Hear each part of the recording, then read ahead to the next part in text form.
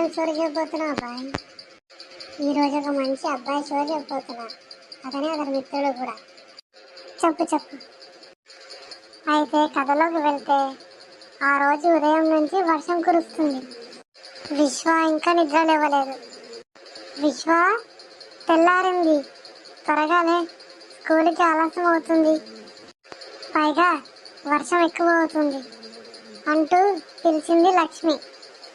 ఒక 10 నిమిషాలు ఆగి లెగుస్తా అమ్మా అంటూ బతకంగా జవాబిచ్చాడు విశ్వ. పడుకుంటే ఎలా? లేచి త్వరగా తయారవ్వు, నాన్నను స్కూల్ దగ్గర దింపి ఆఫీస్కి వెళ్ళాలి కదా, మళ్ళీ అందమ్మ. కాసేపటికి చిరాకు పడుతూ నిద్ర లేచాడు అబ్బాయి. గబగబా తయారై వచ్చేటప్పటికి లక్ష్మి ఇడ్డిపేటు అందించింది. విశ్వ